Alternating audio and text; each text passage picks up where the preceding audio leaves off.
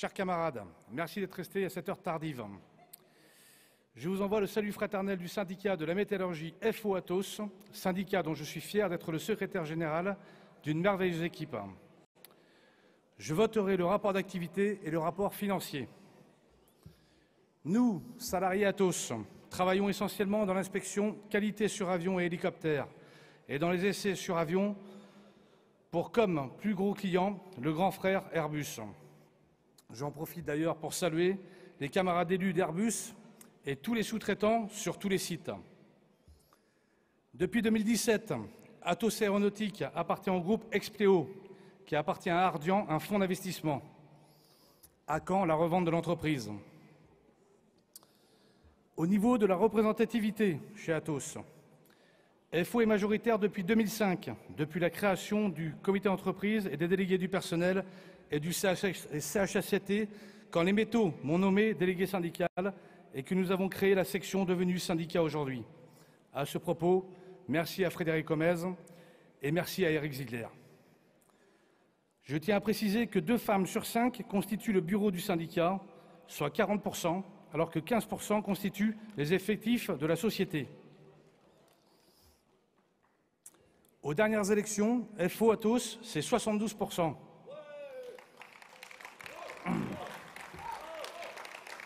FO Atos, c'est 116 adhérents, soit 116 cartes et 1392 timbres pour un effectif total de 400 salariés dans l'entreprise pour l'année 2021. Merci. Je vais vous parler de l'actualité récente chez Atos Aéronautique. Nous sortons juste d'un PSE avec une volonté au départ de notre direction de licencier 250 salariés. Oui, vous avez bien entendu, 250 salariés sur 400. FO, seul, a toujours refusé le moindre licenciement contraint, contrairement à la direction et aux autres syndicats d'entreprise.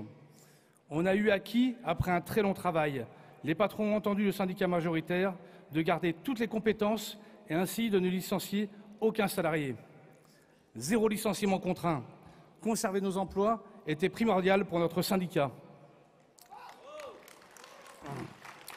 On avait raison.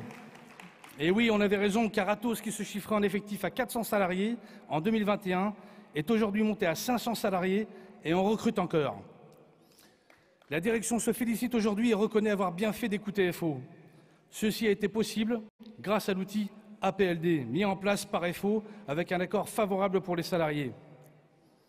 L'actualité chez Atos Aéronautique ces 2 derniers mois, en 2 actes. Premier acte.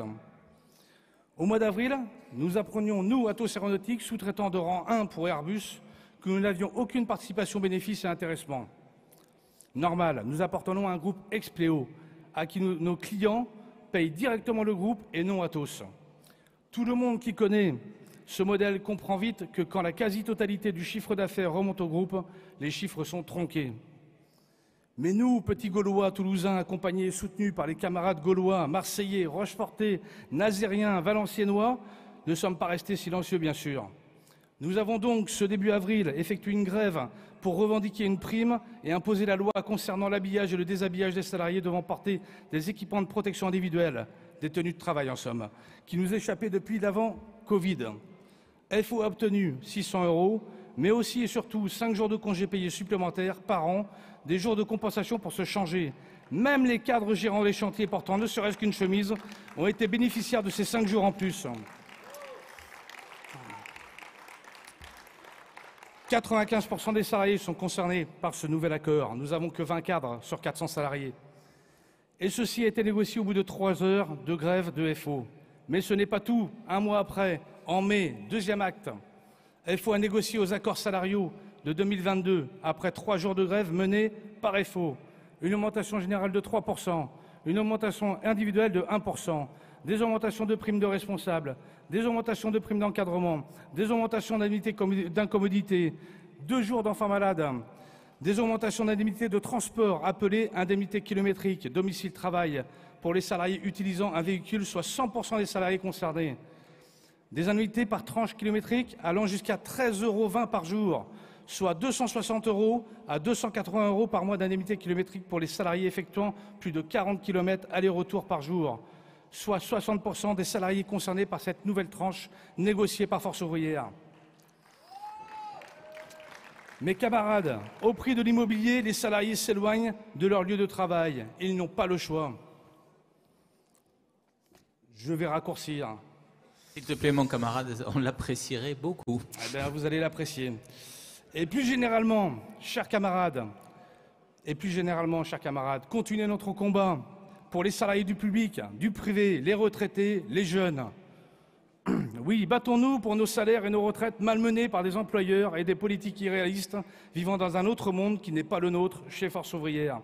Je tiens à remercier Frédéric Comez, Éric Keller, Edwin Liard et toute l'équipe des métaux. Merci énormément à Éric Zidler pour sa confiance, sa clairvoyance. Merci à l'UD 31, à Serge Cambou, et merci au secrétaire de l'USM et des métaux, Patrice Poli et Gérard Pimbert. Et pour conclure, chers camarades, je souhaite une bonne continuation à Yves Verrier. Et je félicite le travail effectué par le bureau confédéral. Nous savons que Frédéric Souillot ainsi que le nouveau bureau rassembleront toutes nos forces. Merci pour la réussite de l'organisation du Congrès. Vive la Confédération Générale du Travail Force Ouvrière, vive FO, libre et indépendant. Merci. Merci mon camarade. Merci.